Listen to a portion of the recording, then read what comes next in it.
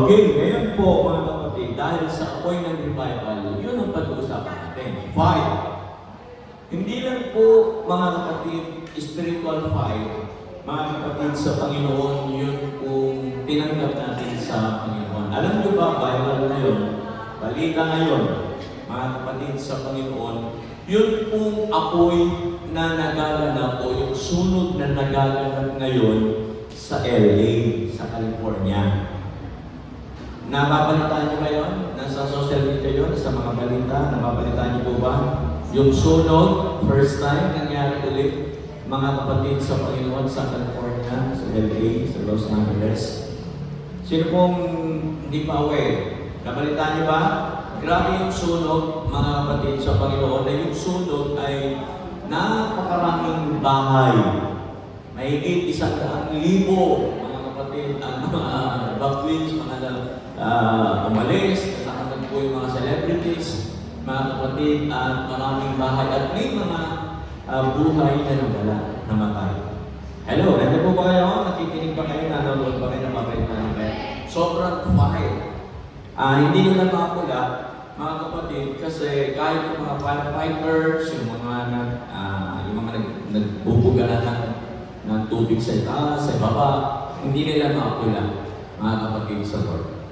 At habang binabasa ko at habang inaalam ko po itong pangyayari dito sa LA, mga kapatid sa Panginoon, meron akong na-encounter doon, meron akong nakita doon, na meron pong sinabi sila na ang LA po, Los Angeles, ang California, mga kapatid sa Panginoon, is a city where there is no God. No God city. No God, isang syudad na hindi kinikilala ang Diyos.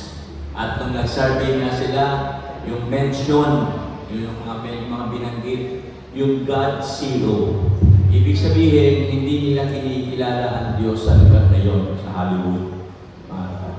So, kaya na, dahil dito mga kapatid sa Lord, na hindi nila kinilala ang Diyos, yung California, yung Hollywood na yan, yung Los Angeles, na hindi kinilala ang Diyos, sabi ng ilang pong mga may takot sa Lord, mga taong kumikilala sa Panginoon, sa palagay nila, ito yung judgment, yung consequence po, na hindi nila pagkilala sa Lord. Kaya nasulot po yun. At wala pong nagawa ang tao para maapula yan. Kasi yung hangin po, para sa isang ipo-ipo, yung hangin na dumaan dyan, apoy, tapos hangin, parang ipo-ipo. Hindi nila kaya, mga kapatid sa Panginoon, yung kalat ng apoy sobra. Ang sabi nga po, kung yung araw lamang na yun, pinaulan ng Diyos, nagpaulan ng Diyos sa lugar na yun, patay lahat ng apoy. Kaya lang, mga kapatid, hindi nangyari. Kaya grabe yung fire, yung apoy na ito na tumupok ng maraming kabuhayan at pumatay ng maraming tao sapagkat hindi nila ginilala ang Diyos. Napakahirap yan, mga kapatid sa Lord. So, pag hindi mo kinilala ang Diyos, ipagtatanggol ng Diyos ang kanyang sarili.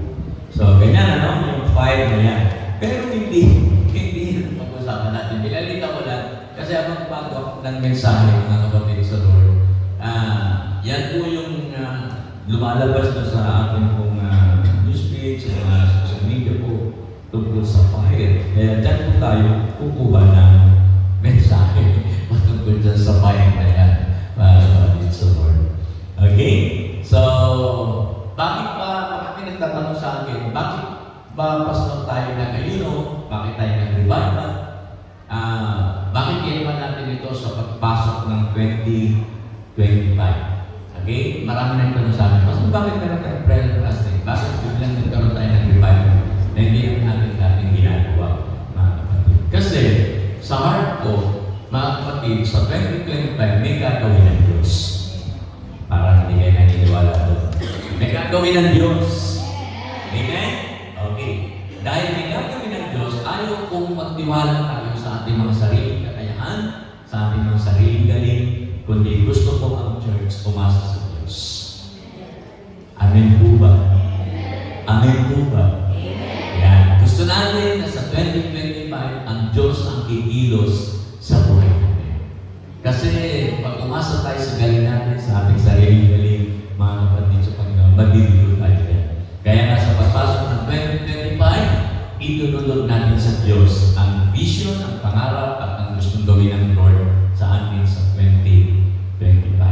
So, salamat po muli sa mga nanalangin, nag-ayuno, tumating ng revival. At tanong, pinagpala po ba tayo?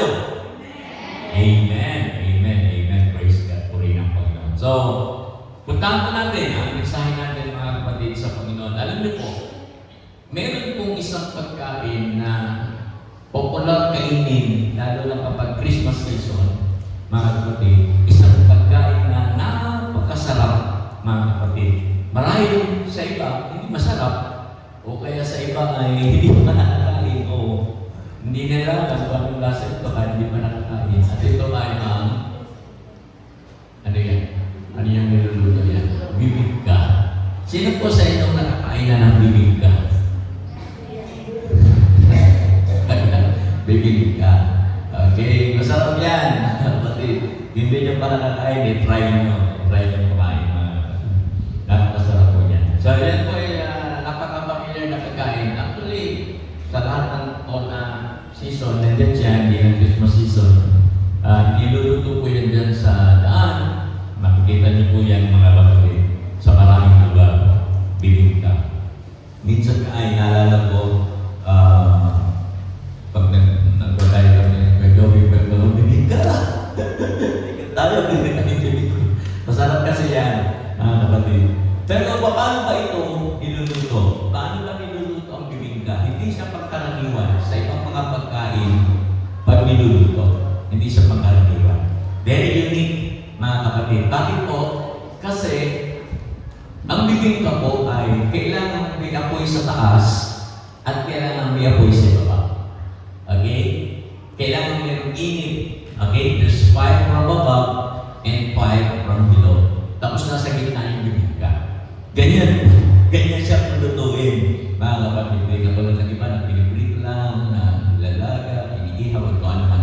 Pero yan, ganyan. Hindi siya maluluto pag hindi kumpleto po yung fire from above and fire from below. Kaya kaya, diba? Very unique, mga kapatid. Minsan, nung tinitingnan ko yan, kung i-relate natin sa buhay, minsan, hindi natin napapansin, kailangan natin po yung fire from above at fire from below.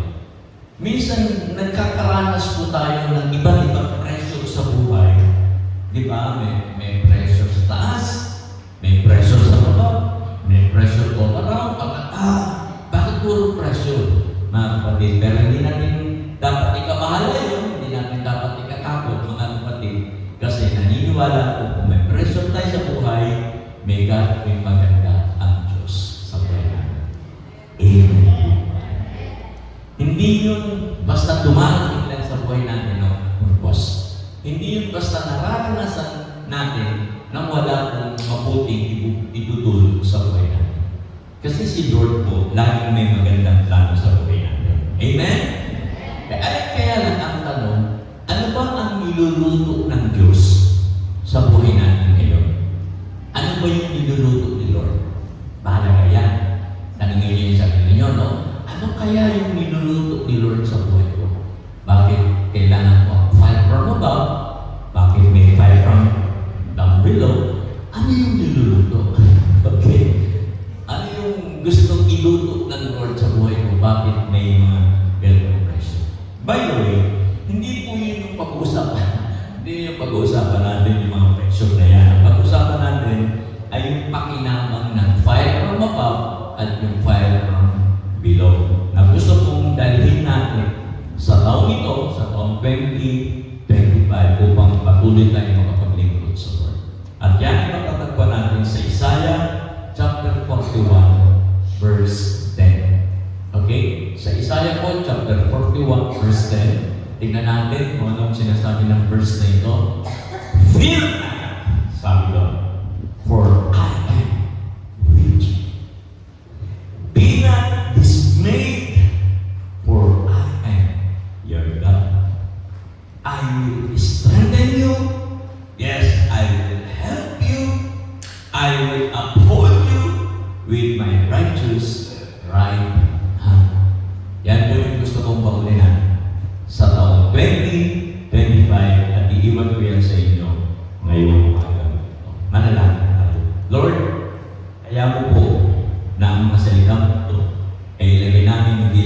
isipan, kundi sa aming puso.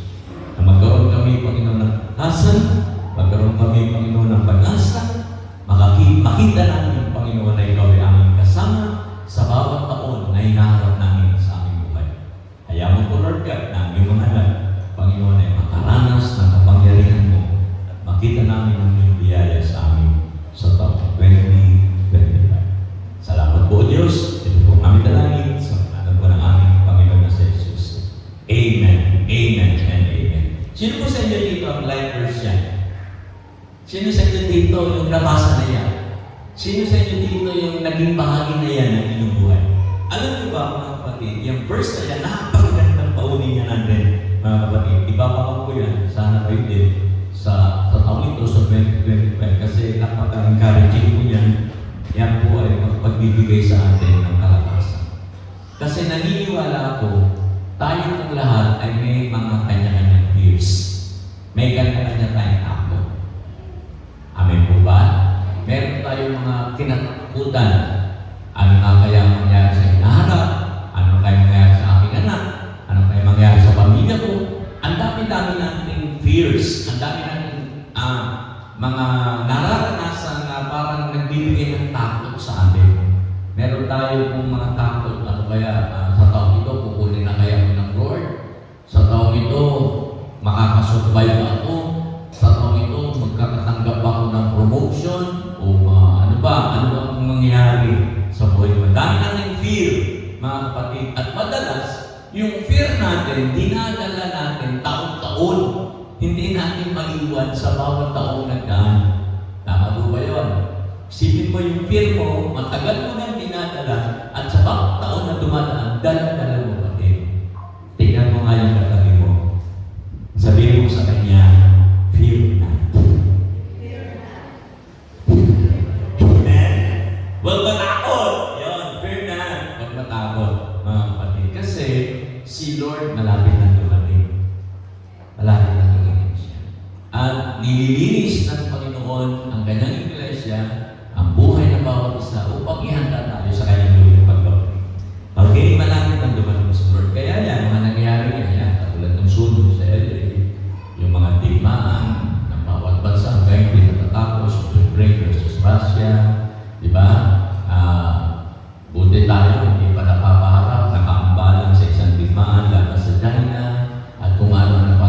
Kung aware lang po kayo sa nangyari sa maraming paligid, ay yan po'y palatandaan ng malapit ng Panginoon. Kaya kapit lang tayo, ang pag-ibig ng marami ay manlalapit. Ayan, na ganyan. Lahat yan mangyayari dahil buhay ang salita ng Panginoon. Hawakan ang katabi, sabihin mo sa kanya, kapit lang. Huwag bibitaw. Amen? Okay, fear na. Huwag matakot. Bakit? Kasi ang sabi sa verse na yan, I am with you. Very powerful.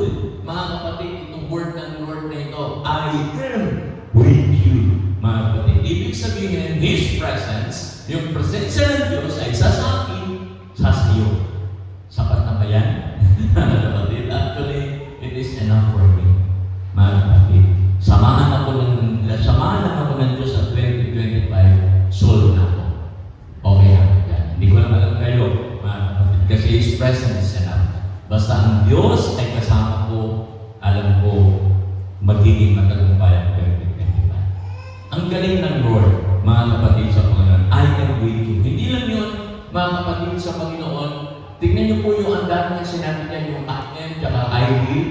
Mga kapatid, sabi niya, I am your God. I am your God. Gaano ba ka-powerful po ang presensya ng Diyos sa buhay natin? Gaano ba ka-powerful ang iyong Diyos na pinaglilingkuran, ang iyong Diyos na binibigyan mo ng iyong buhay? Gaano ba siya ka-powerful? Minsan, kilala lang natin ang Diyos, pero hindi natin na-experience ang Diyos. Lagi kong sinasabi yan sa ating preaching, mga kapatid. Iba yung kilala mo ang Diyos sa nararanasan mo ang Diyos. Magkaiba yun. Kaya nga, sana sa 2025, hindi mo lang makilala ang Diyos, ma-experience mo pa ang Diyos. Amen? Ma-experience mo ang Diyos. Kasi ang hindi yun ipagdadamot ng Diyos sa'yo, yung maranasan mo siya, mga kapatid. Alam niyo po, gaano ba ka-importante ang presence, mga kapatid, ng magulang sa mga anak? Gaano ba? Napapansin niyo ba kung gaano kahalaga ang inyong presensya sa buhay ng inyong mga anak? Mga magulang, sino po nandito? Taas ang kamay ng mga magulang, mga kapatid. Pag nandyan pa kayo, yung inyong mga anak secure. Yung bang mga anak ninyo ay walang takot kapag nandyan ang inyong presensya. Pag nakikita nila kayo, pag kasama nila kayo, okay lang ba sila? Pero pag kayo'y umalis, pag kayo'y nawala, mga kapatid, ano yung nararamdaman ng ating mga anak? Mga kapatid, alam niyo po, sa amin po mga anak, mga kapatid, si Pao, yan po yung laging naghahanap sa aming presensya. Pag kami umalis ni Sister Franz, napatagal lang ng alis, o kaya na-late lang ng dating, makakatanggap na kami ng saan kayo? Tapos kayo yan. Yung presence ay napaka-importante kasi iba yung pakiramdam ng anak pag yung presensya ng magulang ay nariyan. Tama ba, Joy? Masaya ka ba kapag yung presensya ng magulang ay nariyan? Masaya ka ba? Diba? Nung hindi pa niya kasama ang kanyang mga magulang, pray siya ng pray. Sana, Lord, magsama ko sa pananabahan ng aking magulang. O yan, dinulo na ng Lord. Diba? Kaya yung joy talaga nag-o kay joy. Yan. Alam niyo mga kapatid, iba yun eh. Naalala ko yung aking anak si Prince, nung minsan, yung first time niyang bumili ng car, bumili siya ng kotse, sabi niya, sa mama mo, bakit? Ano, bibili ako ng car? Sabi niya, alam ko na kinalaman mo sa kotse. Marang mekaniko, hindi marang mag-drive. Wala akong alam yan. Sabi niya, hindi, basta sa mama na ako. May kausap ako, bibili ako ng labi niya. Sige na. So, kahit ka-visit, wala naman alam. Mga kapatid, so pinuntahan ko siya at nung siya ay kausap niya na yung binibili niya ng car. So, nandun ako, mga kapatid, so naramdaman ko na iba yung security sa gusto ni Prince kasi nandyan ako. Alam niya na yung kanyang desisyon na ginawa ay makakatulong sa kanya para hindi siya matakot na bilhin niyo. Kasi first time yan eh. Mga kapatid, yung presence lang, kahit wala kang alam, kahit wala kang talagang alam, kung ano kung maganda ba yung makina mo, ano ba yung makina niyan, wala kang alam, buti pa na si Jan, maraming alam niya sa sasakyan. Ako wala, sabi ko ano yan, hindi ko alam pag nasira. Actually, yung right, mga kapatid, pagka na hindi naman hindi ko alam, dalagan sa mekaniko, yung pala, kailangan lang palang palitan ng spark plug. Grabe, walang alam. Pero yung presence ko, iba yun. Mga anak, masaya kayo pag yung magulang ninyo, katabi ninyo, o kasama ninyo. Parang hindi siya masaya yung mga anak. Mga kapatid, grabe! Kung yung presence ng magulang ay nakapagpapalakas sa atin, gaano pa yung presensya ng Diyos? Nakasama natin. Amen po ba, mga kapatid? So, hindi lang siya nagsasabi na I am with you. Hindi niya lang sinabing I am your God. Hindi po siya basta tatayo lang sa tabi mo kasi ang sabi niya, I will strengthen you. Palalakasin kita. Mga kapatid, totoo ang Diyos natin. Amen? Kung nakakaramdam ka ng panghihina, promise ng Lord yan, bagunin niya sa 2025, I will strengthen you. Hindi nyo kaninig. I will strengthen you. I will strengthen you.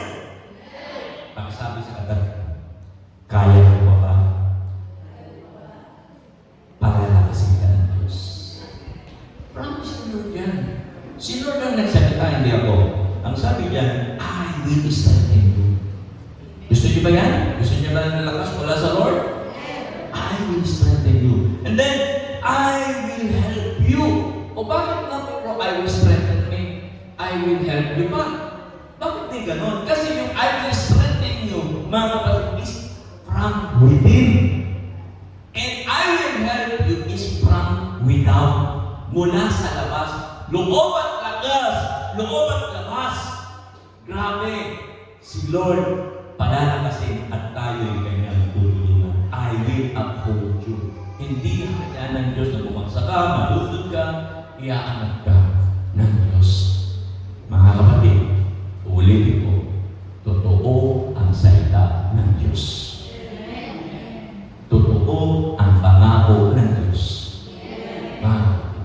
The problem is, alam lang natin ang salita ng Diyos sa isip.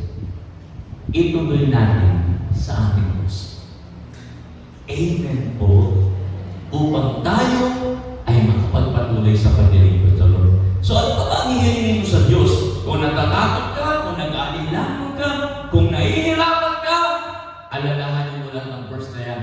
Isaiah chapter 41, verse 10. Pakipasa natin lahat. Ready? Go!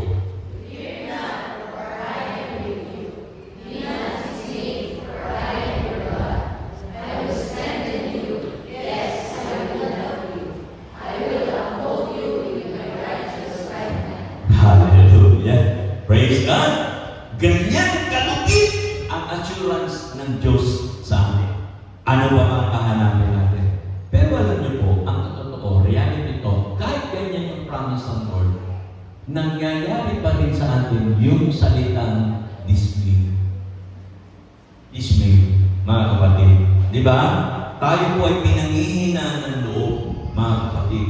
Ang ibig sabihin ng dismay, mga kapatid, ay defocus. Nawawala tayo sa focus sa paglilingkod sa Lord. Okay? And the reason, ayon sa verse na yan, ay dahil sa takot.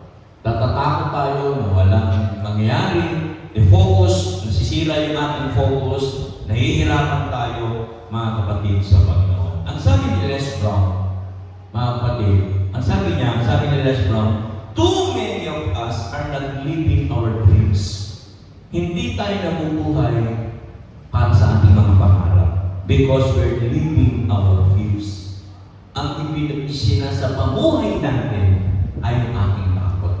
Madalas, mga kapatid sa Panginoon, ay yung ang nagpaparalyze ang umahanggan sa atin, not our dreams. May pangarap pa kayo sa 2025? May pangarap pa tayo sa 2025? Ngayong 2025, ibubuhay natin ang ating pangarap. Hindi ang ating takot. Again, pag-sabi ulit sa katabi, fear not. Pero alam nyo ba sa isang survey, tingnan nyo po ito. Ang sabi na sa isang survey, 8 out of 10, mga kapatid, 8 out of 10 Filipinos do not have a dream. Wala. Walang pangarap. Mga kapatid sa Lord. Pagkasabi sa katabi, hindi ako yan. Hindi ako kabilang sa 8. Amen? Huwag kayo sumama dun sa 8, mga kapatid sa Lord. 8 out of 10 Filipinos do not have a dream. Mangarap tayo. Amen po ba? Sa Shepherd Church, senior ko po yan tungkol sa dreams. Mga kapatid, kailangan po nating mangarap. Kasi, mga kapatid, itong pangarap na ito, itong kakayahang pangarap, ay sa tao lang ibinigay ng Diyos. Hindi ito ibinigay ng Diyos sa hayop. Kaya mangarap tayo, mga kapatid. Ang hayop, kahit anong galing niya, kahit anong talino, kahit anong tricks ang ituro mo, pwede na matutunan yan, pero hindi mo matuturuan ng hayop na mangarap. Nakakita na ba kayo ng hayop na nangangarap makarating ng ibang bansa? Nakakita na ba kayo ng hayop na nangangarap ng umaman?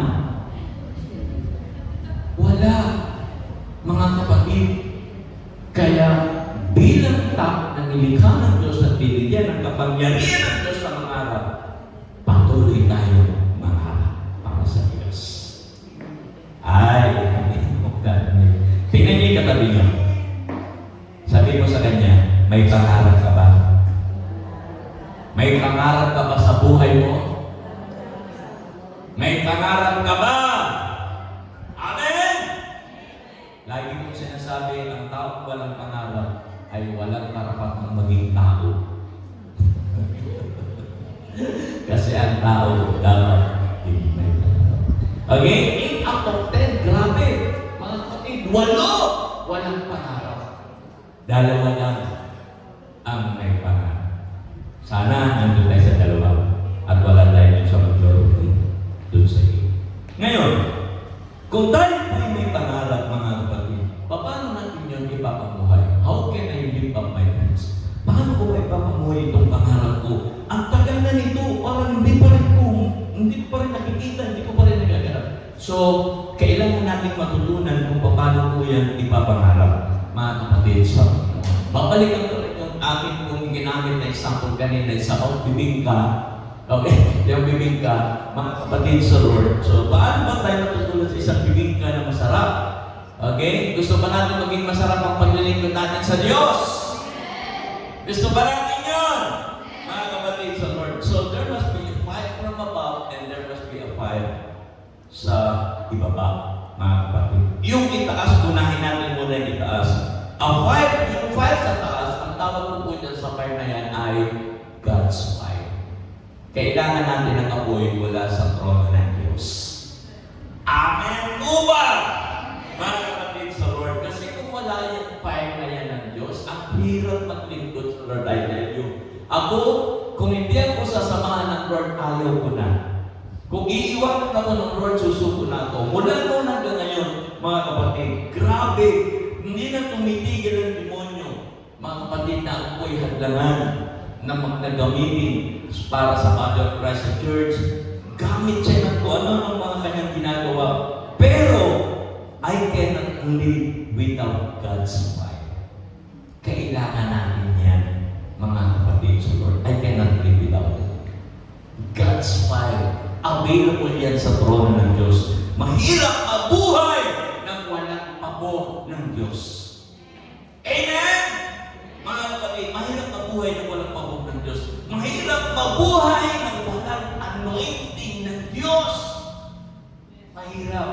Mga kapatid, mahirap mag-minister ng walang fire from God. Hindi ko kaya, hindi ko kakayanin. Kahit anong galing ko, kahit experienced pastor na ako, kung hindi po ako sasamahan ng apoy ng Diyos, hindi ako makapagpapatuloy. Ganon din tayo.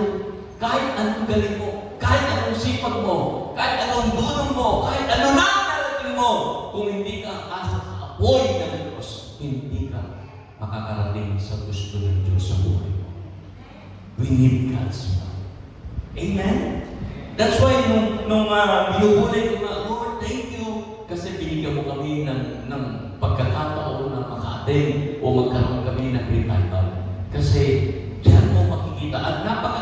At ako'y nabe-bless. Tinataas ko ng Panginoon sa mga testimonies na narinig ko, mga kapatid, na grabe yung tinanggap nila doon sa revival. Ibang klase mga kapatid sa Panginoon. May sabi pa na umatin sila ng revival. Nung umuwi sila, parang silang nakalutang sa hangin. Parang linis ang puso, malinis ang puso.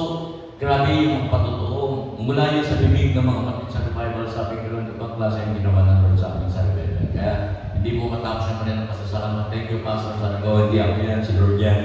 Ibalik natin lagi ang papuri sa Panginoon. Ibang klase, mga kapatid. Kung na-miss nyo yan, sana mangyari yung sinasabi request na yun dyan, dapat buwan-buwan may revival. Sabi niya dyan, totoo naman, buwan-buwan may revival. Mga kapatid sa Lord, ibang klase po. Pero, mga kapatid sa Lord, huwag niyo pong kakalimutan kapag dumalaw ang Diyos, sumabay po tayo. Kasi, mga kapatid sa Panginoon, yung fire na yan, importante po yan sa buhay ng mga anak ng Diyos. Meron ito sa Bible. Mga kapatid, isang high priest ng pangalan ay Eli. Si Eli po, siya po yung nag-pray kay Hannah na magkaanak, yung nanay ni Samuel. Mga kapatid, kasi pray siya ng pray, Lord, bigyan mo ka ng anak. Ito si Eli, yun po yung nag-pray, kaya nagkaanak siya. Pero ang malungkot, mga kapatid, kay Eli, bagamat siya isang high priest, meron po siyang dalahin sa buhay, at ito yung kanyang anak na si Hophni at saka si Phinehas.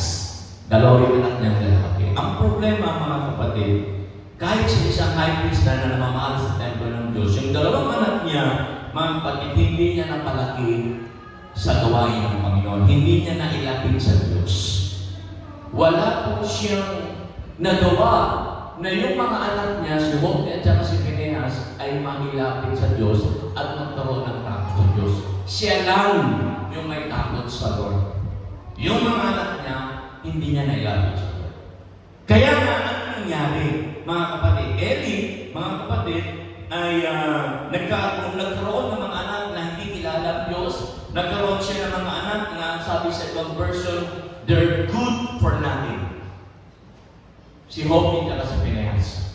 Talagang mga corrupt na yung kanyang mga anak, mga kapatid, kasi hindi sila lumaki na may takot sa Diyos. Nakakatakot yun. Nakakatakot yun, mga kapatid. Kaya bring your family sa Lord. Always bring your family sa Lord, mga kapatid. Kasi importante po yun. Lalo na sa paglilingkod natin sa Panginoon, huwag kayong pumayag. Dahil magulang naman tayo, at sabi nga natin, ang biruan na madalas, dahil magulang tayo, gulangan na natin yung ating mga anak. Dalhin natin kay Lord. Amen? Dalhin natin sa Lord. So itong si Eli, mga kapatid, yun ang problema, hindi niya nagawa yun. Kaya nga, nung lumaki na yung mga anak niya, at nakapag-asawa na yung anak niya, at yung mga anak, yung kanyang manugang, siya ay biyanan manugang, yung asawa ng kanyang anak, mga kapatid, ng mga anak, ito yung sabi ng Bible.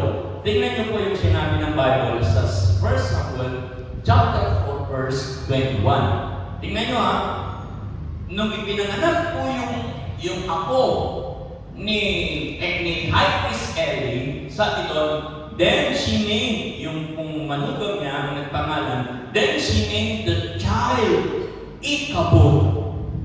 Have you heard the word Ichabod? Sabi niya, Ichabod ang pangalan. Sa dami ng pangalan, Ichabod yung ibinigay. Ichabod! Pero ang pangit ng definition ng Ichabod. Okay, ang sabi niya, Ichabod ang pangalan mo, anak. Bakit? The glory has departed from Israel. Iniwanan tayo ng presensya ng Diyos. Iniwanan tayo ng apoy ng Diyos. The glory has departed from Israel. Bakit? The ark of God, the presence of God, had been captured. And because of her father-in-law, dahil sa kanyang biyenan na lalaki and her husband, kaya Ichabod ang pangalan mo. Wala na ang presensya ng Diyos sa pamilya natin. Wala na ang presensya ng Panginoon. Nawala yung fire kasi yung family nila hindi sumunod sa Diyos. Sakit, no? Mga kapatid, mahirap pala kapag nag-depart yung presence ng Lord sa ating tahanan. Huwag kayong pumayag na lumayo ang presensya ng Diyos sa inyong tahanan. We need God's fire. Lagi tayong mamamig sa Lord, Lord! Huwag mong ilayo yung apoy mo sa aming tahanan. Yung God's fire. Katulad ni Eli, lumayo, Ichabod, nawala. Ang hirap kapag iniwanan ng Diyos ang isang pamilya. Mahirap pag nawala yung fire maging sa trabaho. Kasi yung trabaho natin, regalo ng Diyos yan. Mga kapatid, samahan nawa tayo ng Diyos sa ating mga pinagtatrabahuan. Amen? We need God's fire. Pag nawala ang presensya ng Diyos, pag nawala ang God's fire sa lahat ng ating mga ginagawa, sa negosyo man, sa tahanan man, sa pamilya man, at kung saan na bahagi ng ating buhay, hindi po tayo magtatagumpay, mga kapatid. So, pwede pala yun, yes po, nangyayari po yan. Nangyayari yan dyan, sa kwento natin, mga kapatid, kay doon sa anak, mga kapatid ni Eli. Ako tayo, verse. Yan. Okay, nawala, mga kapatid sa Panginoon. Kaya, grabe, mga kapatid sa Panginoon, kapag yung presence ng Lord. Kaya, makiusap tayo sa Lord, Lord! Huwag mo kong hayaan mawala yung God's fire sa aming tahanan. Amen? Ano po ba tayo? Mga kapatid, sa mga ginagawa natin, hilingin natin lagi ang pagsama ng Diyos. Ang tanong, bakit ba kasi si Lord umaalis, yung God's fire umaalis sa ating buhay? Kasi minsan, hindi natin napapag, we do foolish things in our life. May mga ginagawa sa tayo na hindi natin napag-iisipan at naipag-pray sa Panginoon. Kaya may nagawa man tayo mali last year, 2025, fresh start tayo. Amen?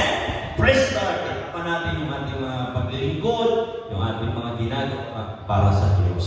Hindi para sa akin, kundi para sa Lord. Kailangan natin ng God's fire. We cannot live without it. Amen? Hindi natin kakayanin kapag wala ang apoy ng Diyos. Next, the next fire, mga kapatid, yung God's fire, sa baba, sa ilalim, ito naman po yung tatawagin kong my fire. Ba? Pero baka akong sarili na po. Okay? Ano ba itong my fire? Mga kapatid, okay? Alam niyo ba, may pwede kayo. Pero iba po yung fire na yan. Hindi yan katulad ng fire ng Lord. Mga kapatid, itong fire na ito ay yan ang iyong willpower. Ang iyong kakayahan na magdesisyon. Mga kapatid, yan yung fire mo.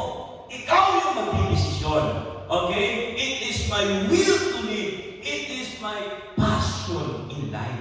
Yan yun, mga kapatid. Yan yung ating mga dreams. It's all about our dreams. Our fire, mga kapatid. My fire. Pero yung fire na yan dapat ang anchored in God's name.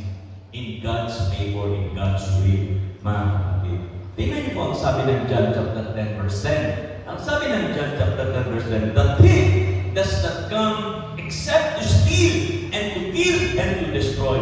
I have come that they may have life. Gusto ni Lord na bigyan tayo ng buhay that they may have it more abundantly. Hindi lang basta buhay, kundi masaganang buhay. Amen? Masaganang buhay. Ano niyo po sa pag-aaral po sa salitang Griego, dalawa po ang ibig sabihin ng life. Unang-una ay yung word na bios. Yung bios po, mga kapatid, ang ibig sabihin ng existence. Yung pong lumabas siya, nabuhay siya, para mga hayop, para mga halaman, anumang living things, mga kapatid, bios yan, mga kapatid. Kaya na dyan kinuha yung salitang biology, study of life, mga kapatid, yung biology. Okay? Yung pangalawang word, hindi yung bios, kundi yung pangalawa yung soul. Soul. Nailagay sa PowerPoint dahil nagmamadali ako, inabot ako ng madaling araw sa pagkagawa ng mensahe. Yung soul po, mga kapatid, ang ibig sabihin ng soul ay significant or abundant. Abundance. Mga kapatid sa Panginoon, napakahalaga po ng dalawang ito, yung bios at yung soul. Unahin ko muna yung bios. Yung bios po, mga kapatid, ang hirap mabuhay kapag ang buhay mo ay bios. Ulitin ko, ang hirap mabuhay kapag ang buhay mo ay bios. Bakit? Kasi yung bios ganito. Ikaw ay mapapagod, magpapahinga, matutulog, tapos gigising, kakain, okay? Pagkatapos mong kumain, magtatrabaho ulit, tapos mapapagod, tapos magpapahinga, matutulog, tapos gigising, tapos kakain ulit. Okay? Tapos kung kumain ay magtatrabaho, pagkatapos mong magtrabaho, mapapagod, tapos magpapahinga ulit, matutulog. Yun yung bios, mga kapatid. Yung life is paikot-ikot lang. Kaya pag kinukumusta ka, kumusta buhay mo kapatid? Eto, tulad pa rin ng dati. Okay, that's bios. Okay? Pag kinumusta ka, kumusta ka kapatid? Eto, minsan sinasabi, kaya ang buhay. Okay? Mga kapatid, bios mo, ikot-ikot lang. Nabubuhay ka lang sa pag-araw-araw na buhay na wala kang nararating, wala kang gusto parating, walang nangyayari sa buhay mo. That's bios. You're just barely existing. mga kapatid sa Panginoon, ang buhay dapat may purpose. Hindi tayo binigyan ng buhay ng Lord para magpakalat-kalat sa mundo ito. Hindi tayo binigyan ng buhay ng Diyos. Ang buhay na gusto niya sa atin ay buhay na successful, abundant life, masagana buhay. Gusto niyo ba yan? Sabi ni Pastor Luis, dapat ang buhay natin, sa mga speaker natin ng third day, dapat paganda ng paganda. Ayan po ba tayo? Paganda ng paganda. Amen? Ano sumunod? Ha? Pabuti ng pabuti. Hindi bubuti, tapos sasama, bubuti sasama. Pabuti ng di ano sunod? Ha? Paapoy ng paapoy. Grabe no? Hindi na malinaw, paapoy ng paapoy. Ano pa? Ha? Payaman at payaman. Payaman ng payaman. Ang buhay dapat payaman ng payaman. Amen? Grabe no? Hindi ko alam parang tono mo. Kanta yun, di ba? Paganda ng paganda, pabuti ng pabuti, payaman ng payaman. Grabe, mga kapatid, ganyan ba ang buhay natin?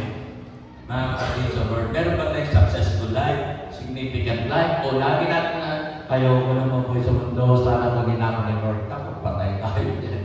Mga kapatid, nabubuhay lang tayo, banish.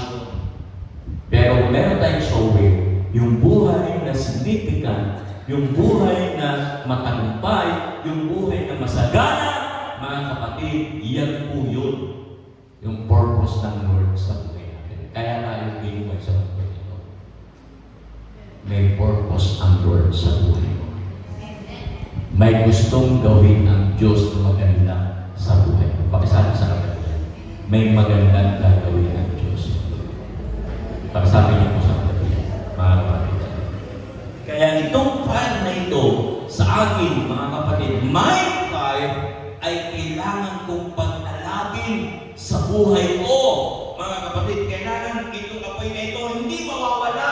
Yung apoy na nasa sa akin, my willpower, my passion, dapat hindi mawawala yung file ko. So how can I keep it burning? Paano ko ito pag-apoyin? Yung fire na yan, paano ko pa siya pag-apoyin sa buhay ko? Okay? Paano ko, mga kapatid sa Panginoon? Tingnan natin. Unang-una, mga kapatid sa Lord, para mapag-apoy natin yung fire na yan, kailangan po natin mag-focus.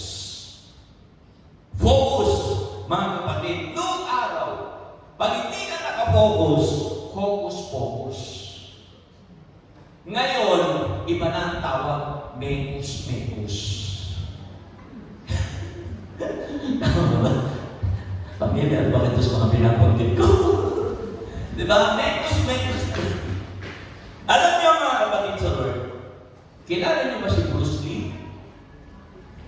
Yung legendary na artist, sabi niyo po. Ang sabi ni Bruce Lee ganito. Ang sabi ni Bruce Lee, a successful warrior is an average man. Mula lang sa mga simpleng na tao, average na tao. Pero, with a laser light focus. Grabe, no? Laser light. Parang isang laser talaga tumatakot. Alam niyo ba yung laser na kaya niyang umiwan ng bakal? Kaya niyang umiwan ng bakal. Sabi ni Bruce Lee. So, kailangan ng focus kasi kung kalabang isip mo, kung hindi mo alam ang gusto mo talagang mangyari sa buhay mo, para kapit dito, kapit doon, kung anong trend, doon lang ako, kung anong viral, doon lang ako. Kung wala kang focus, mga kapatid sa Panginoon, parang ang isang taong jack of all trades, master of none, mga kapatid, wala kang mararating. Mahirap ang buhay na walang focus. Pagsabi sa katabi, focus. Hindi tayo makakaranas ng breakthrough sa buhay natin kapag tayo po ay focus. Kaya kailangan natin ang focus. Amen? Pero bakit ba maraming tao talaga nahihirapan mag-focus sa buhay? Unang-una, kasi we don't know who we are. Hindi talaga kasi natin kilala kilala kung sino tayo. Ang alam lang natin, anak tayo ng nanay tatay natin, alam lang natin ay kung sino tayo, profession meron tayo, kung ano man. Yun lang ang alam natin, mga kapatid. Ang alam lang natin, kasama tayo ganito, nanay ganito, tatay tayo ganyan, ganito. Yun lang yung naiintindihan natin sa buhay natin. Hindi nyo ba alam, nung ibinigay nyo ang buhay nyo sa Panginoon, binigyan niya tayo ng karapatan maging anak ng Diyos. Amen? Pakisabi sa katabi, anak ka ng Diyos. We are the sons of God. Mga kapatid, at ang ating tatay, ang ating Abba Father, ay ang Diyos na gumawa ng langit at ng lupa. Anak ka ng Diyos. Napaka-importante nito, mga kapatid, sa Panginoon. Yung lagi mong sabihin sa iyong sarili, anak ako ng Diyos, anak ako ng Diyos. At kung ikaw ay anak ng Diyos, you are in a position of victory. Dahil walang anak ng Diyos na talunan. Walang anak ng Diyos na matatalo ng demonyo.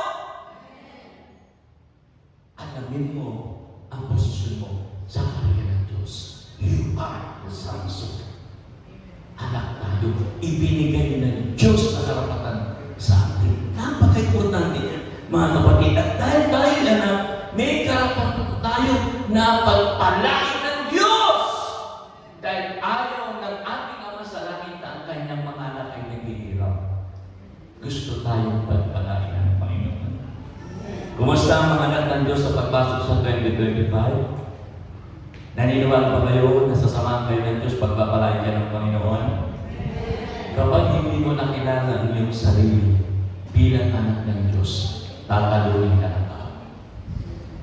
Kaya we must know who we are. Second, we must know why we are here. Bakit ba tayo nandito sa mundong ito? Bakit ba tayo nabuhay sa mundo? Bakit ba tayo pinanganak?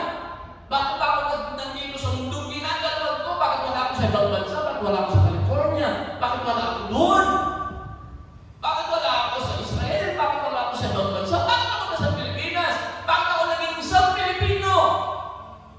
Hindi lang yun. Bakit ako naging anak ng Diyos? Bakit ako dinala ng Diyos sa kanyang sambahayan? Bakit ako dinala ng Lord sa church? Bakit? Bakit naging miyembro ako ng Ebenezer Gospel Church? Bakit nandito ako sa church? Why? Why? Dapat alam mo yan. Bakit nandito ka? Bakit naging kami lang ako sa iglesia ng Panginoon? Bakit? Maraming tao, mga kapatid, hindi alam kung bakit siya nasa church. Ang ilang ka lang, maglingkod, dumalo, pagkatas ang service, uwi na. Bakit? Naintindihan niyo po, we must know, mga kapatid, why we are here. Dapat naintindihan natin yan kasi wala pang nagkataon sa buhay natin. Walang nagkataon. Amen! Ang Diyos ang nagtatakda sa buhay natin. Ang Diyos ang maayos ng buhay natin. Hindi nagkakataon lang ang lahat ng bagay, mga kapatid sa Panginoon. Ngayon, kung hindi pa lang yung posisyon mo, masisira talaga ang diskarte natin sa buhay. Gamitin ko yung example na ito.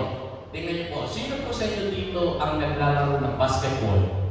Ito po yung research ko lang. Hindi ko ito sport.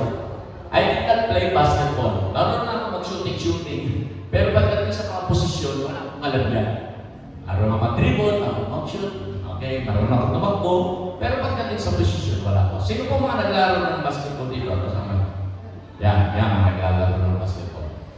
Merong posisyon, di ba? Tingnan yung ating diagram. May posisyon yan, mga kapatid, sa Lord.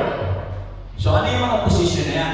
Merong center. Yung center po, yung pinakamatanggal. Para mas mabilis na makukuha yung bola. Yun yung center. Tapos sa katabi niya, yung power forward.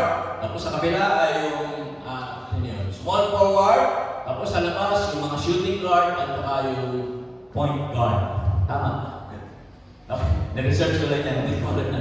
Pero kanya madalang posisyon para naglalaro ng basketball, mga kapatid. So, ano kaya kung yung point guard, nagpalit siya na ng posisyon ng center? Yung point guard kasi maliit siya, pinagpalit, pero pinakagaling namang magdala ng bola yan. Yan yun, yung point guard. Ano kaya kung magpalit-palit ng posisyon yung mga yan? Ano ka mangyari sa basketball? Ang gulo-gulo. Pasensya na po sa mga girls na nakikihuray-huray lang nakikicture lang sa basketball pero hindi naglalaro. Naglalaro ka ba ng basketball ba yan? Alam mo yung sinasabi ko na. Okay, so kaya daw naglalaro ka ng basketball? Shooting lang. Okay, kaya dati naglalaro ka basketball? Nung araw.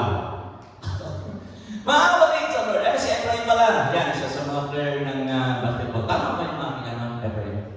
Tama yan. Na-research ko lang yan. Kasi, pasensya na kasi hindi talaga ako player. Hindi yan ang sport ko. Ang sport ko ay chess, mga game board. Mga kapatid. So, mga kapatid sa Lord, yan po yung posisyon na dapat tinatayuan ng mga players. Kung mabago yan, kung may ba yung posisyon na yan, ang gulo, tapos sigurado ang pagkatao. Ganyan kahalaga na alam natin, mga kapatid sa Panginoon, kung sino tayo, ano yung posisyon natin, we must also know bakit tayo nandun sa court. Dapat alam mo kung ano ang gagawin mo. Kasi kung hindi, mga kapatid, sigurado ang pagkatalo natin. Sigurado yan, mga kapatid. Ganyan kahalaga. Kaya maraming tao na focus, nawawala sa focus, mga kapatid, dahil dyan, mga kapatid. Gumagawa sila sa ibang posisyon at ginagawa nila ang ibang bagay na hindi naman yung pinagagawa ng person niya. Kaya pangatlo, mga kapatid, dapat we must know what we want. Yun ang pangatlo. We must know what we want. Dapat alam natin talaga kung ano yung gusto natin. Hindi yung kung ano yung uso, magiging uso tayo. Hindi ko rin viral, kung ano yung trend, mga kapatid, kung ano yung trending, makikisama tayo doon. Kung ano yung gusto ng karamihan, sasama tayo doon. Hindi dapat ganon. Parang kung ano yung ididikta ng mundo, dapat ganito ang galaw, doon tayo, hindi po. Dapat hindi ganon. Dapat alam natin kung ano ang gusto natin. At ano yun? Yung gusto ng Lord. Dapat yun ang gustuhin natin. Hindi natin magagawa yung something, yung gustong ipagawa ng Diyos sa atin kapag hindi natin alam ang mga bagay na yan. Hindi natin magagawa, mga kapatid. Focus. Pagsabi niyo sa katabi, focus! Kaya nga, kapag mayroong pinapagawa ang Lord sa atin, pag meron siyang sinasabi, unang-una po pong sinasabihan niya ay si Ate Franz, yung wife natin. Sinasabi ko sa kanya pag may pinapagawa ang Lord. Kaya nga, every time na may pinapagawa ang Lord, sinasabi ko kay Ate Franz, siya naman po ang number 1 kontra bulate. Siya sa kanyang bibig na nagmula, kontra bulate po yan. Sabi niya, mahirap, ang bibig, huli na! Lagi na, may mga kontra na lahat yan. Sabi ko sa kanya, nakinig ako sa Lord. Nakapakinig ako sa Panginoon. Alam niyo mga kapatid sa Panginoon, ang hirap. Pero kapag focus tayo sa gustong ipagawa ng Diyos, mangyari gawa ng Diyos. Amen? Para kahit ay posible, gagawin ng Diyos ang gusto niya. Then, second, hindi lang focus, I need to ignite the fire within me through, ano sumunod? I initiate. Kailangan natin, hindi ba pwede nakatingin ka lang, hindi pwede, ang ganda ng ginagawa ng Diyos, ay, ang ganda ng pinakita ng Lord. Okay? Hindi pwede ganon. May papakita talaga si Lord sa'yo na maganda, nakapokus ka, wow! Nakatitig ka lang. Pero wala kang ginagawa. Ano ba yung ibig sabihin ng initiate? Ang ibig sabihin ng initiate, dapat magkusa ka. Sabihin mo sa katabi, magkusa ka! Hindi pwedeng tinititigan mo lang yung gustong ipagawa ng Diyos. Ulitin ko ha, hindi pwedeng tinititigan lamang. Kahit nakafokus ka, kung hindi ka gagalaw, kung hindi ka mag-inisip, kung hindi ka magpupusa, yung natitingin mo, yung nakikita mo, yung pangarap mo, mananatiling pangarap sa bawat taon. libre na ng mangarap, ayaw mo pang mag-initiate, mga kapatid. Ang biblical examples natin yan ay nasa Luke chapter 18, verse 43 and 44. Alam niyo na yung kwento nito eh. Ang kwento nito ay yung isang babaeng tinutugo ng 12 years. Hay, buti buhay pa siya. At ang hirap nito, alam ko, ang isang babae kapag meron siyang monthly period, hindi maipinta ang mukha, laging mainit ang ulo, hindi mo ma-explain, hindi mo ewan, anong tsura nila, bakit ganon? Bakit nga ba ganon? Mga babae na lang nakapaliwanag na. Sila lang na magsasabi, basta! Hindi maintindihan. Hindi mo alam ano bang nangyayari sa buhay na, parang pasan ang mundo, parang lahat, nakakairita. Grabe. Eh ito, 12 years, hindi ko 1 month. 12 years na dinudugo. At sa kultura ng panahon na yun, listen to this, sa kultura nun, pag mayroong dugo, mga kapatid, itinuturing kang marumi. Marumi. Pag umupo ka sa isang bangko, yung bangko kinuha mo, marumi na yun. Pag umipo ka sa isang tao na mayroon kong dugo, pati ikaw madumi na din. Ganun po ang kultura ng panahon. Kaya ilalayo nila po yung may dugo. Mga kasi, madumi yun para sa kanila. Ganun siya ka, parang ano ba? Discrimination. Bakit ganyan kayo sa amin? Kayo kaya magkadugo? Ganun po kasi noon, mga kapatid sa Lord. Kaya lahat ng hipuin nila ay nagiging marumi, mga kapatid sa Panginoon. Isipin po niyo yan. Ngayon, tignan niyo po itong kwento nito. Among them was a woman who had suffered from severe bleeding for 12 years. She had spent all she had on doctors. Mayaman siya dati, pero naubos na ang pera niya sa doktor. Ubus na, mga kapatid. But no one had been able to cure her. Kahit pinakamagaling ng doktor, hindi siya napagaling. Then, eto na, sa verse 44. Tingnan niyo po ang verse 44. Nung mapalitaan niyang dadaan si Jesus, doon sa kanyang harapan, dito, tingnan niyo po yung ginawa niya, verse 44. She initiated. Nag-initiate po siya. Bakit? Sa ito, she came up in the crowd. Nakipagsiksikan siya. I don't care kung marumihan kayo, kung matingin kayo sa akin. I don't care. Kailangan makalapit ako kay Jesus. Wala akong pakialam kung kayo madumihan. Kailangan maabot ko ang Panginoon Jesus. She came up in the crowd. She initiated behind Jesus and touched the edge of His cloak. Wala akong pakialam. Basta kailangan makarating ako kay Jesus. And her bleeding stopped at once. Woo! Grabe! Alam niyo, binabasa ko ito, grabe mga kapatid sa Lord. Yung pag-iisip po ng babae, kakaiba. Wala na siyang pakialam. Basta kailangan makalapit siya kay Jesus. Basta kailangan magawa niyang mahawakan ang daylayan ng damit ng Panginoon Jesus. Grabe ako. Ang hirap mag-initiate. Mahirap. Kasi maraming pipigil sa'yo. Huwag gagawin yan. No, bawal yan. Hindi pa pwede yan. Okay? Pero minsan, ang sarap mag-initiate. Yung gusto ipagawa ng Lord sa inyo. Alam niyo ba, dito sa church natin, ang pinakamagaling dito mag-initiate si Sheila. Lagi yan nagsasabi, Pastor, pwede ba ito gawin? Pastor, pwede ba ito? Teka. Pag-pray mo na natin. Pag na-confirm na, sige, go! O, gawin natin yan. Ang hirap mag-initiate. Kasi ang daming lalaban sa'yo, ang daming kakontra sa'yo. Ang daming pipigil sa'yo. Pero ang halaga ng initiate, mga kapatid, ay yung maliliit na bagay, lumalaki, mga kapatid. So, anong ginawa? Nung nag-initiate yung babae, nagalit pa si Lord. Hoy! Ano ba? Pati ako, dudumihan mo. Pati ako, hahawakan mo. Ano ba yan? Pwede sabihin ni Lord, ang gano'n. Pwede sabihin na pambira ka. Hindi ka man lang nagpahalaw sa akin. Naiipuin ko pala ako. Pwede sabihin ni Lord. Pero listen to this. Nung hindi ko ang Panginoon, sabi ni Lord, sino hindi ko sa akin? Para namang hindi alam ni Lord. hindi niya alam kung sinong hindi ko sa kanya. Alam niya yun! Bakit sa Lord? Sinong hindi ko sa akin? Kasi alam ni Lord that there is power na lumabas sa kanya na inibigay niya. Doon siya nag-initiate. Doon siya humipo. Mga kapatid. Grabe, no? Mga kapatid sa Panginoon. Kaya nung humipo siya, nagalit na si Lord sa kanya.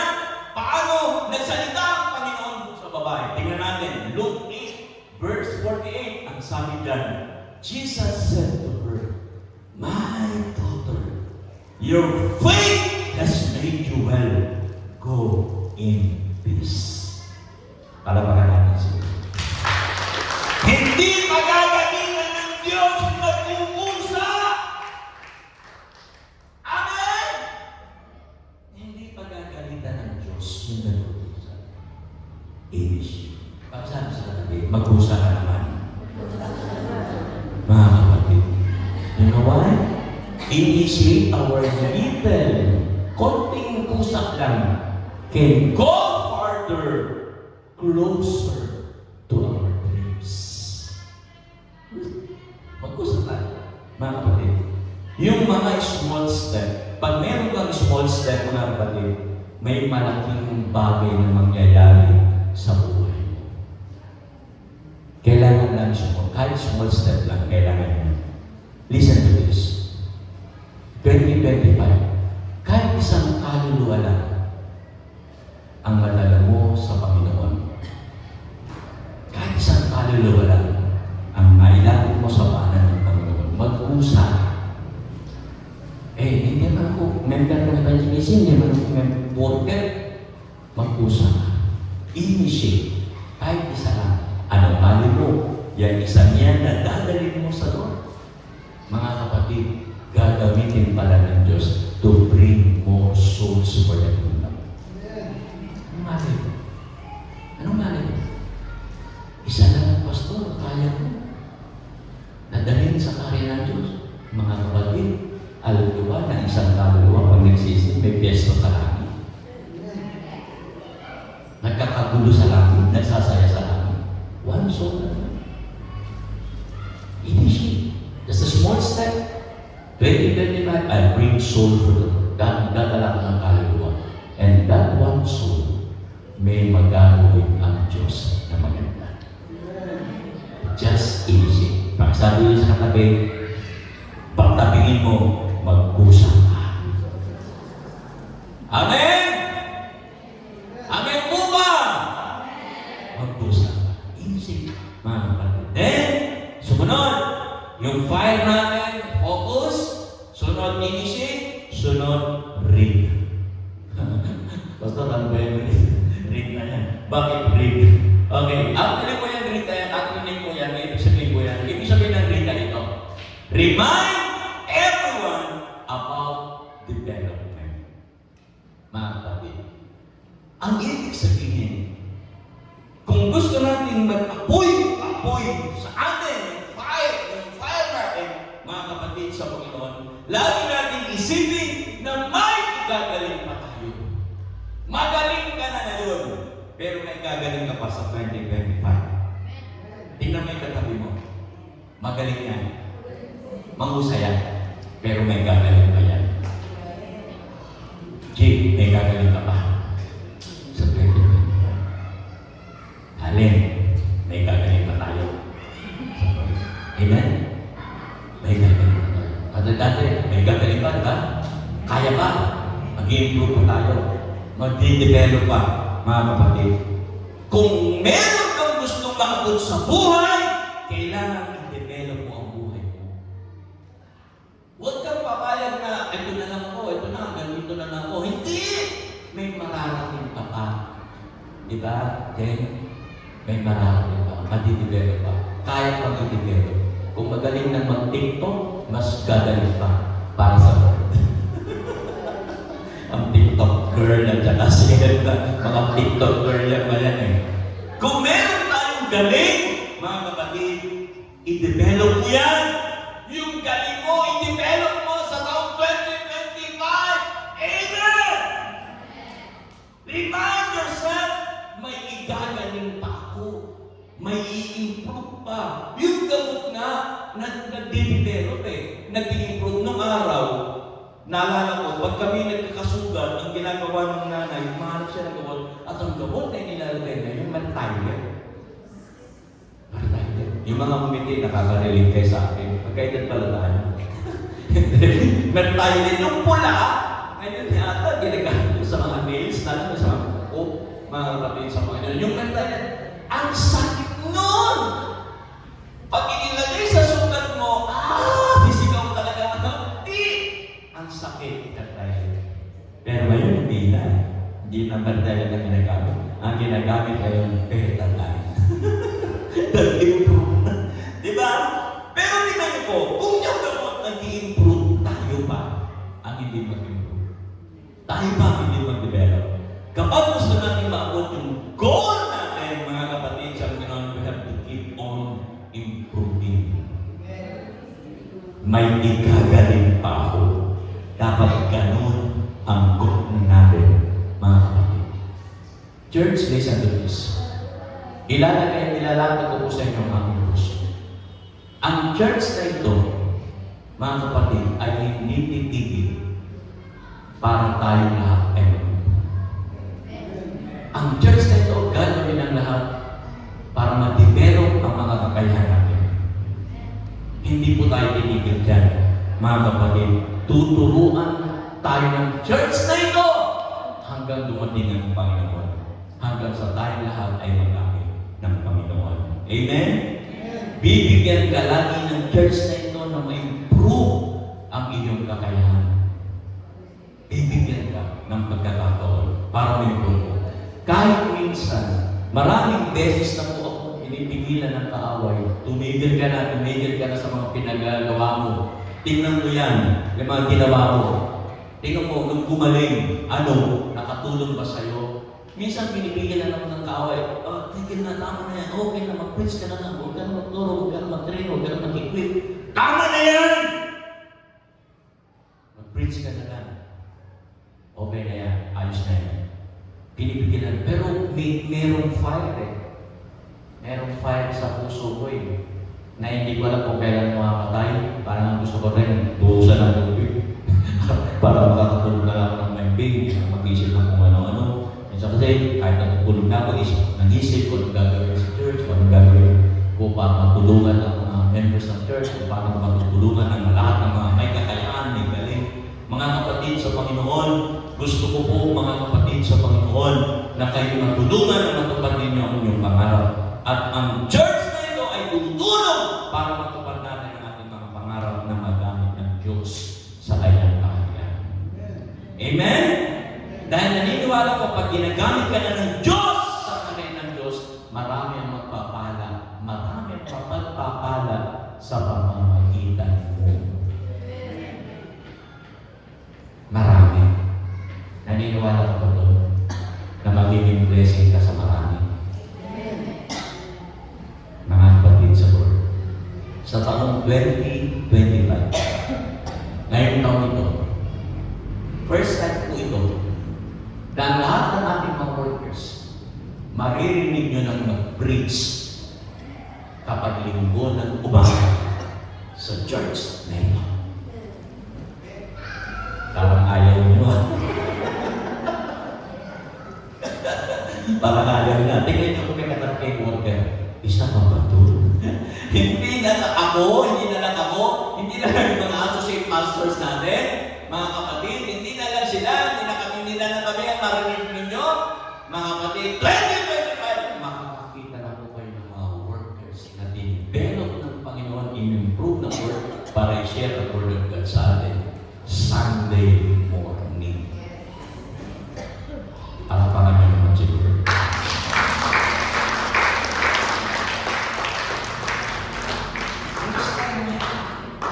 First time yan, mga kapatid sa Lord. Kasi I want the workers ko na mas i-improve pa nila yung panawagan ng Diyos sa kanila.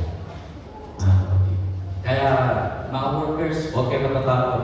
Nasa likod ko ito, magpe-pray ako para sa inyo. Kung gusto nyo, ipag-ayun ko pa kayo. Kung tayo ng tatay, basta mag-pray mo, sige mag-pray tayo. Ipag-ayun layo pa natin. Mga kapatid sa Panginoon, ganyan po yung gusto ng church na ito.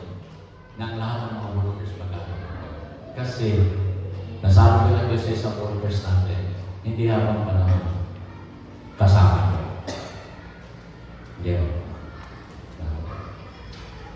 Pero, ang saya sa puso pag makita mong lahat kayo ginagamit ng Diyos. Amen? Huwag bibitaw sa pag-aaral. Huwag bibitaw sa mga hamon ng buhay. Dahil may magandang plano. Kaya masaya ko, every time ang nakikinig sa magic. Huwag bibitaw. Tuloy sa paglilingkod sa Diyos. Mga kapatid sa Lord, importante po yan. Mga kapatid. Dahil meron pong magandang plano ang Diyos sa atin. Amen? Read. Okay, focus, initiate. Ano yung huli? E. Mga kapatid sa Lord, ano yung E? Tignan natin. Edify. That's fire. That's my fire. I have to edify my God. Dapat ang papuri laging pinapalik sa Lord. Dapat si Lord laging kasama. Dun sa fire na nasa akin, dun sa passion ko, dapat laging kasama si Lord. Amen? Alam niyo, may kilala ko sa Bible, mga kapatid, nakafocus siya, nag-initiate siya, nag-improve sa kanyang sarili, pero may nakalimutan siya isang bagay. Ano to? To give glory to God. Yung magbalik ng pagod sa Diyos. Tingnan natin ang kwento. Sa Luke chapter 12. Tingnan natin. Tingnan niyo po, mga kapatid. Then he told them this story. The heart of a certain rich man, may isang mayaman na tao, produced a terrific crop. Itong mayaman tao ito, focus siya. Kasi kung hindi siya nakafocus, hindi siya yayaman. Kung hindi siya nakafocus, hindi siya magkakaroon ng terrific crop. Very focus sa kanyang trabaho. Very focus sa kanyang ginagawa. Mga kapatid, very focus. Kaya yumaman siya. Grabe, umunlad yung kanyang kabuhayan. Mga kapatid, kasi nakafocus. Then, ano nangyari? Sabi doon, he talked to himself. Okay? He talked to himself. Sabi doon, what can I do? My barn is not big enough for this harvest. Nagka-problema siya. Nakafocus siya, tapos nagka-problema siya. Ang ganda naman ng problema na ito. Diba? Ang ganda ng problema. Saan ilalagay yung ani ko? Hindi na kasya. Doon sa bar, doon sa warehouse, doon sa bodega, hindi na kasya. Mga kapatid, he talked to himself, what can I do? My barn is not big enough for this harvest. Then he said, here's what I do. Here's what I do. I dig down my barns and build bigger ones that I gather in all my grains and goods. Silipin nyo mga kapatid sa Lord. Hindi siya basta nagtingin lang doon sa ganda ng rakon, kung ani, ay, ang liit ng barko. Nag-initiate po siya. Okay? Nag-initiate na sabi niya, gagawa ko ng mas malaking bodega, mas malaking kamahali, sabi niya. Para magkasa yung aking malaking ani. Di ba? Ang galing, di ba? Nag-initiate siya. Mga kapatid sa Lord, gagawa ko ng mas malaki. Initiate. Then, ang sabi niya, eto na, sumunod. Then, I'll gather on in all my grain and goods. And I say to myself, Son, you've done well. You've got it made and can now retire. Take it easy and have the time of your life. Ito pong mayaman ito, nakafocus, nag-initiate siya, gagawa siya, and then in-improve niya yung kanyang sarili, kailangan mas malaking part, nag-improve po siya, dinevelop niya yung kanyang sarili, inalis niya ang tama! Kaya lang, doon sa bandang dulo, sabi ng mayaman, Sir, okay na. Ang galing mo. Diba? Pwede na. Kailangan mo bakasyon. Kaya, diba? You've done well. Okay, galing. You can now retire. Pwede na magpahinga, pwede na magpakanji-bandi. Magaling. Nakalimutan niya ng Diyos. Yung doon sa sumablay sa dulo. He was focused, finishing, read, develop, improve. Mga kapatid, nag-improve siya. Pero doon sa dulo, Sir, ang galing mo. Ang husay mo, galing, di ba? Now, you can do that. Take it easy. Yung sarili mo naman ang pagbigyan mo. Okay? Trabaho. Sarili naman. Tingnan po ang sabi ng verse 20. Just then, God showed up and said, Fool! Tonight, you die. And your barn full of goods, who gets it? Ang sakit. Ang sakit. Tinawag siya ng Lord of Food. Ang sakit noon. Lord, focus naman ako. Lord, nag-initiate naman ako, Lord. Nag-improve naman ako, Lord. Pero dami ni Lord, Fool! Sa Tagalog, hangal. Hangal. Napakahangal mo. Tingnan mo, mamamatay ka. O saan na mapupunta? Ang inipon. Sinong makikinabang yan?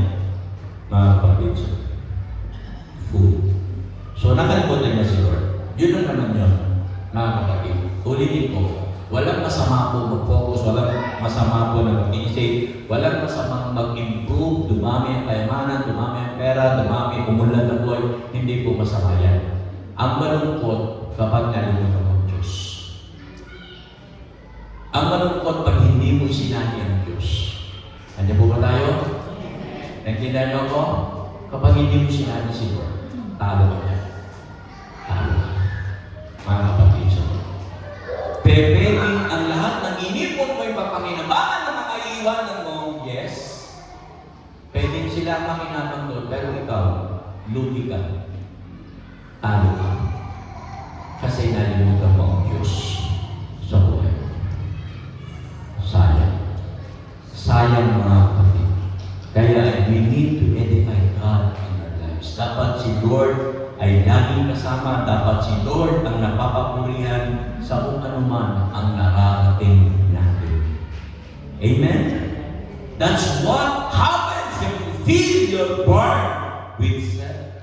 Puro sarili and not with God. Pag ang ginagawa natin ay para sa ating sarili at hindi para sa Diyos, tayo na dyan. Tayo na. I tell you, lahat ng gagawin nyo sa 2025, do it for the Lord. Not for anyone. Do it for the Lord. Amen? Naintindihan nyo ko? Do it for the Lord. Hindi para sa iyong sarili, hindi para itaas sa iyong sarili. Do it for the Lord. Kasi time will come, iiwanan natin ang mundo. Let's all stand. Mga kapatid sa Lord. Let's all stand.